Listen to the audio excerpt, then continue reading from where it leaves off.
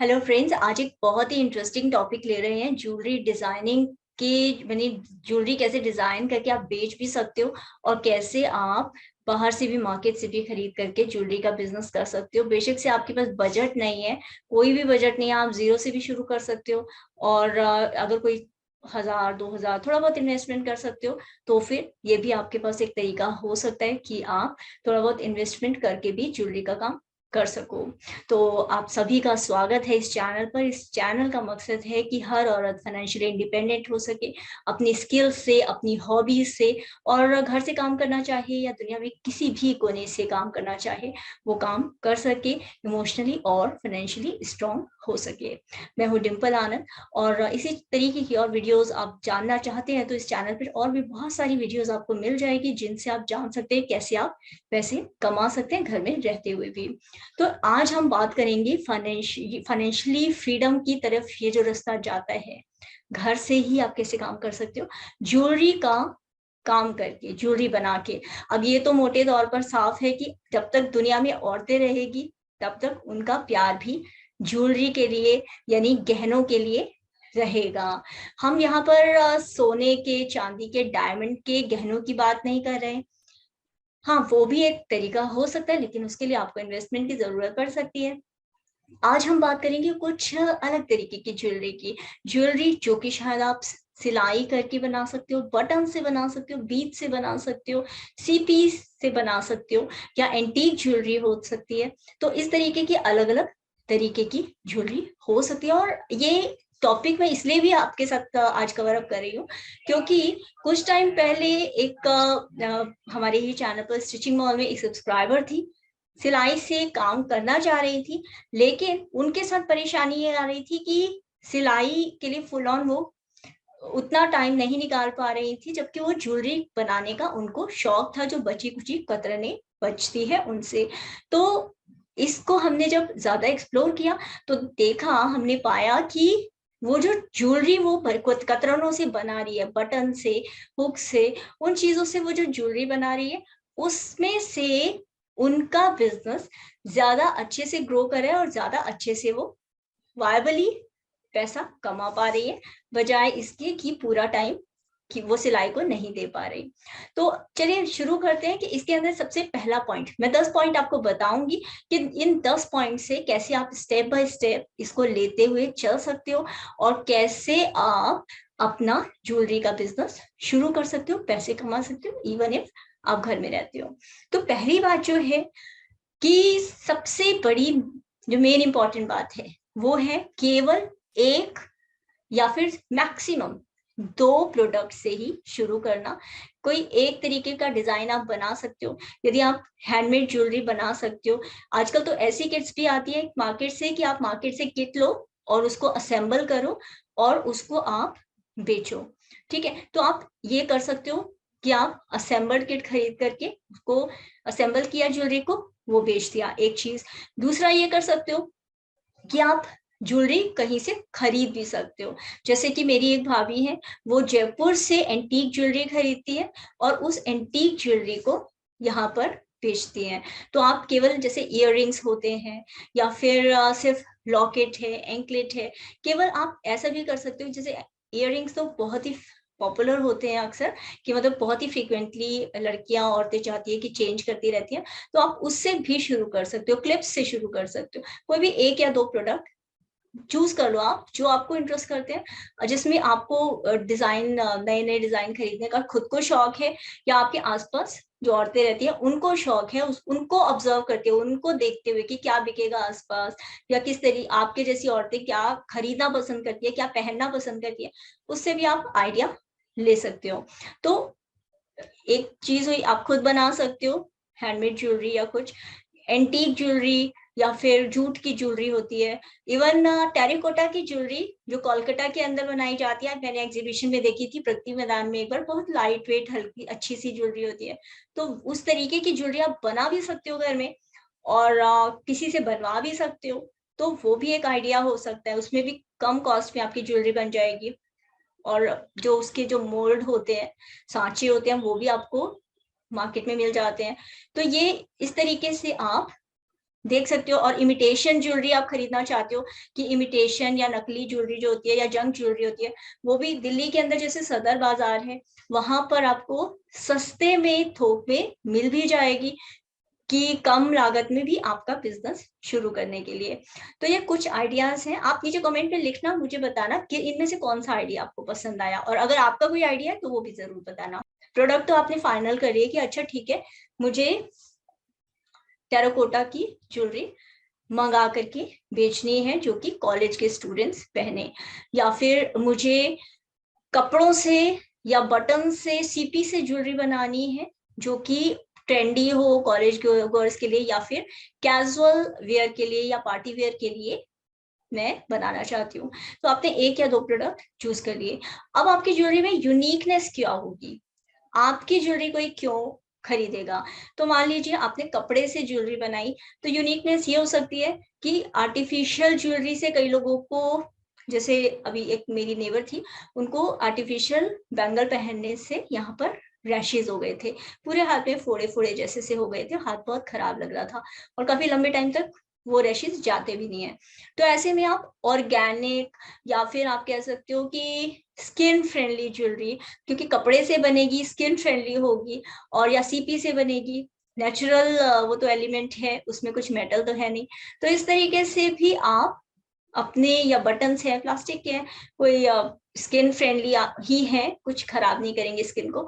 तो इस तरीके से लाइट वेट, स्किन फ्रेंडली, या फिर एंटीक ज्वेलरी, क्लासिक ज्वेलरी, जैसे अपनी भाभी का मैंने बताया राजस्थानी ज्वेलरी, इसमें वो स्पेशलाइज कर रही थी। तो इस तरीके से आप सोच सकते हो कि कोई मार्केट में जो अवेलेबल है उसको छोड़ के आपके पास क्यों आए। से लोग कहते हैं कि आपने ये तो बता दिया कि ये चीज ऐसे बना लो, ये भी बता दिया कि इस चीज को वहां पर जाके बेच दो और इस तरीके से बेच सकते हो, ये भी बता दिया कि कैसे सेटअप करना है, लेकिन ये कैसे पता चलेगा कि प्राइसिंग कितनी रखनी है, कम प्राइस रखें ज्यादा प्राइस रखें? देखिए इसके बारे में एक वीडियो तो मैं वैसे शेयर कर चुकी हूँ स्टिचिंग मॉल हिंदी पर, कि पैसा कितना मांगे, ठीक। लेकिन साथ ही साथ एक चीज और देखिए, आपके पास दो तरीके होते हैं। एक तरीका ये होता है कि आप कम प्राइस में बेचो, ज्यादा लोगों को बेचो, ठीक है, छोटा प्रोडक्ट कम प्राइस में बेचो, ज्यादा लोगों को बेचो।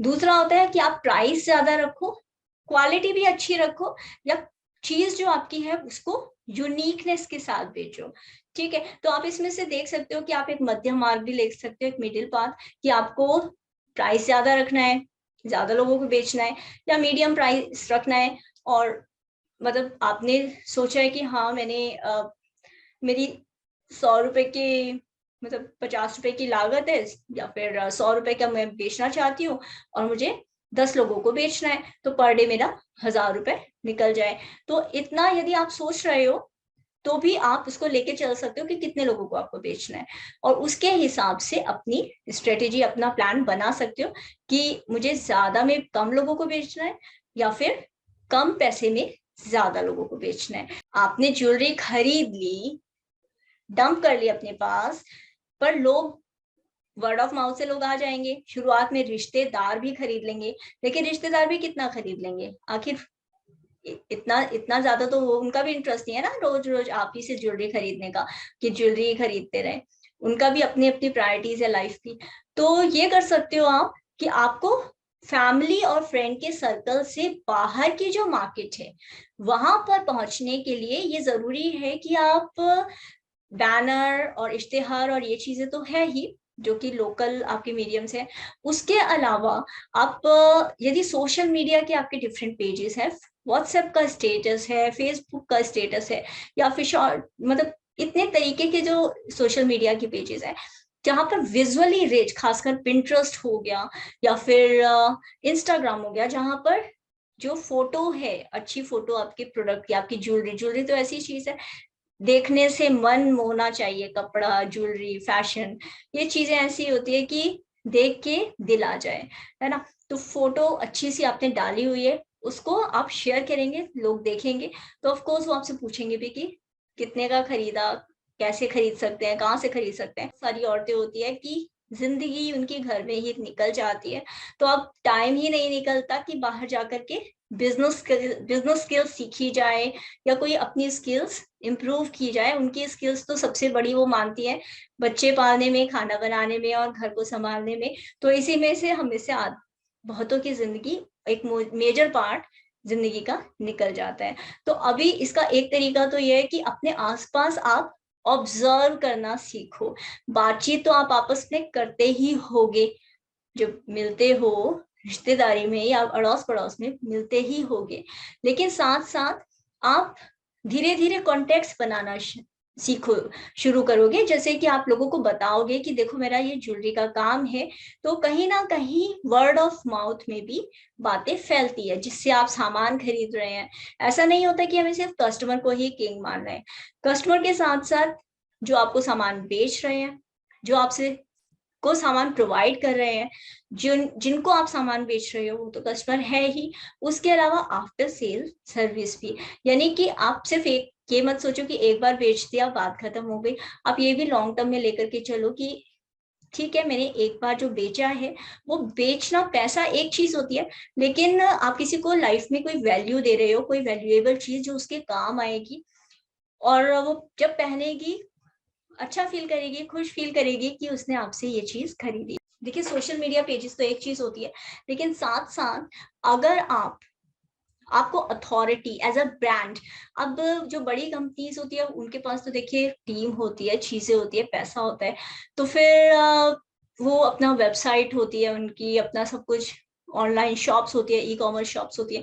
तो आप क्या करोगे, हो सकता है आप बहुत ज्यादा रिसोर्सेज नहीं लगा सको, लेकिन फिर भी जैसे शॉपिफाई है, अमेजोन है, ईबे है, या फिर फ्लिपकार्ट है, उस तरीके की जो कॉमर्स कंपनी है, ई कॉमर्स कंपनीज हैं, वहां पर जाकर के अपने प्रोडक्ट आप सेल कर सकते हो।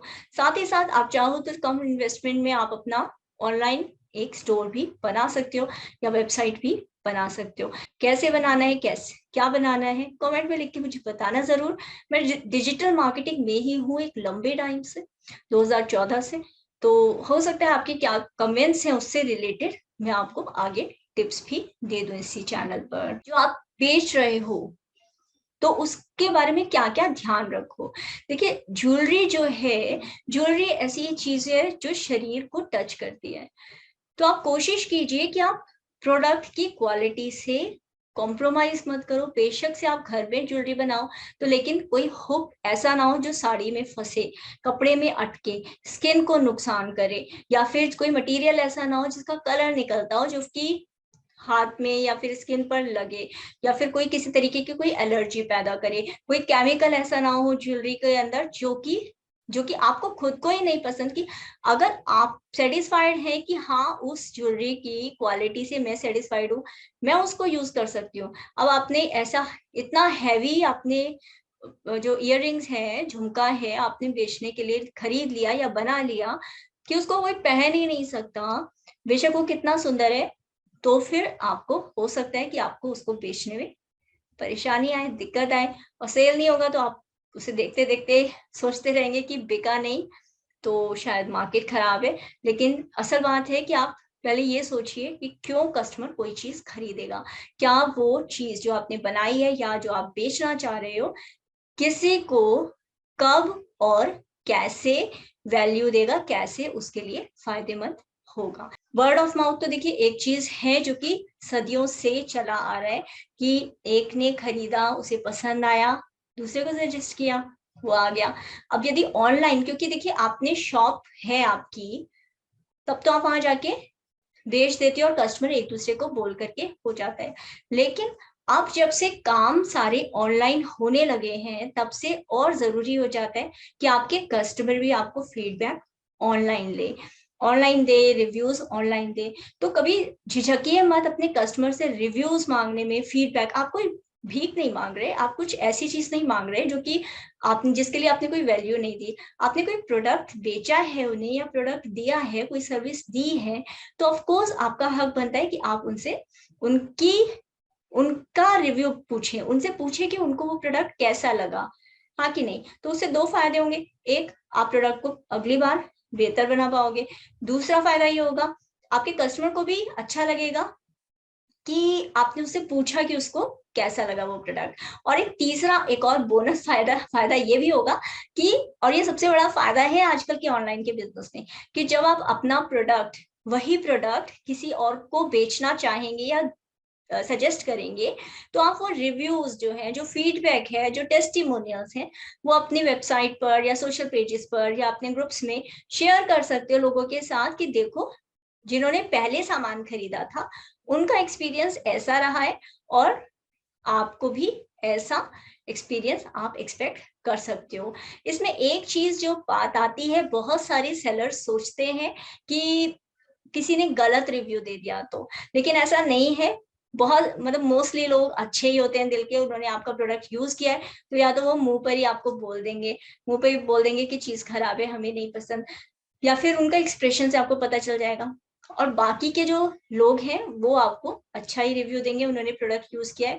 तो जनरली कोई दूसरे के लिए इतना बुरा बोलना चाहता नहीं है, बुरा बोलता भी नहीं है। और थैंकफुली मुझे तो आप सबका बहुत बहुत प्यार मिला है तीनों ही चैनल्स पर। और मैंने ये गौर किया है कि इंसान बेसिकली अच्छे ही होते हैं। कभी कभी कोई एक गलत एक्सपीरियंस या उनकी लाइफ की कोई ऐसी सिचुएशन होती है कि उस टाइम उनके मुंह से कुछ गलत निकल जाता है, उनकी ऐसी मंशा नहीं होती, लेकिन कभी कभी शायद मूड से या फिर कभी उनकी लाइफ में कुछ खराब चल रहा होता है तो वो बोल देते हैं। लेकिन जनरली सारे लोग अच्छे होते हैं और रिव्यूज फीडबैक अच्छे ही देते हैं, तो आप इसमें घबराने की जरूरत नहीं है। अब आप तो घर बैठे हो, तो अपने प्रोडक्ट को लोगों को दिखाओगे कैसे?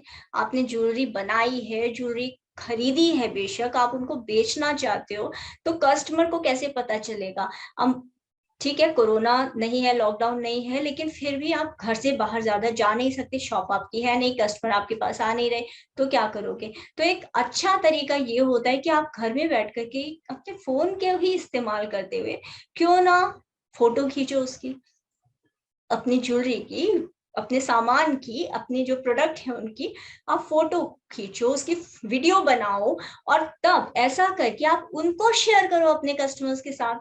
जब आप सोच सोच के देखो जरा, जब आप इस तरीके की वीडियोस अपने प्रोडक्ट या अपने जो अपनी ज्वेलरी आपके कस्टमर्स ने पहनी है या आप पहन करके, उसका आप जब स्क्रीनशॉट या फोटो वीडियो कुछ शेयर करोगे ऑनलाइन, तो क्या बाकी के लोग टेम्पटेड नहीं होंगे? बाकी लोग नहीं चाहेंगे कि हाँ हम भी इतने, हमें भी ऐसे खूबसूरत दिख रहे हैं? तो इसके इसके अंदर ना आप एक काम और कर सकते हो कि जो ऑनलाइन ऑलरेडी इंस्टाग्राम के इतने सारे इन्फ्लुएंसर्स होते हैं, या कई सारे जैसे यूट्यूब पर ही कई चैनल्स हैं, उनमें ज्वेलरी का, मेकअप, फैशन का कई चैनल्स होते हैं, तो आप उनको, उनका जो अबाउट पेज होता है वहां पर ईमेल दिया होता है उनका, तो आप उनको ईमेल कर सकते हो, कांटेक्ट कर सकते हो, और उनको ऑफर कर सकते हो कि हम आपको ये ज्वेलरी गिफ्ट कर देते हैं, या ये आपके लिए हम देना चाहते हैं, और बदले में कोलैबोरेशन में हम चाहते हैं कि आप कोई पहन करके आप लोगों को दिखाओ, अपने जो व्यूअर्स हैं, आपके फॉलोअर्स हैं, आप उनको इस हमारी जो ज्वेलरी है उसको प्रमोट कर दो,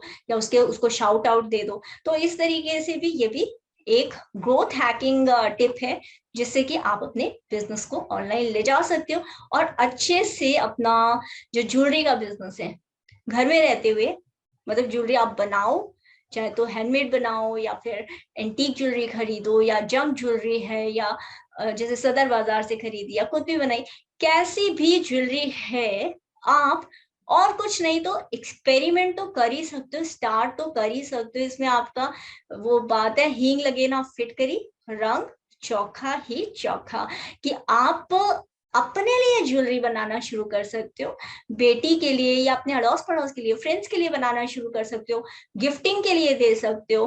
किसी को गिफ्ट देना है तो आप गिफ्ट करो, साथ में एक छोटा सा नोट लिख करके दे दो कि ये ज्वेलरी जैसे आपने बनाई है, अगर किसी को पसंद आए तो वो ज्वेलरी आपसे ऐसे बनवा सकता है। तो ये आइडियाज हैं, ये 10 टिप्स हैं जिनके थ्रू मुझे पूरा कॉन्फिडेंस है, मैं पूरे तरीके से, मुझे लगता है कि आप में से बहुत सारी महिलाएं, इवन इफ घर से काम करें, लेकिन या कहीं से भी काम करें, आप फाइनेंशियली इंडिपेंडेंट हो सकते हो, अपने पांव पर खड़ी हो सकते हो, कम लागत में या जीरो इन्वेस्टमेंट से भी काम कर सकते हो। और अगर आप जानना चाहते हो कि वीडियोस कैसे बनाएं, कैसे सोशल मीडिया पे सेट करें, कैसे स्मार्ट डिजाइनर बने, तो फिर आप नीचे लिंक दिया होगा डिस्क्रिप्शन बॉक्स में, आप उसको लिंक में जा करके साइन अप भी कर सकते हो। तो ये है सीक्रेट आपका बिजनेस सेटअप करने की। कोई भी आपके कमेंट्स हैं, कोई भी सजेशंस हैं, उनका मैं बहुत बहुत स्वागत करती हूँ। नीचे आप मुझे बताइएगा जरूर। और इंस्टाग्राम फेसबुक पर आप डिम्पल आनंद को शेयर कर लाइक आप फॉलो कर सकते हैं। चैनल को जरूर सब्सक्राइब करेंगे तो फिर आपको इसी तरीके की वीडियोस और मिलती रहेगी।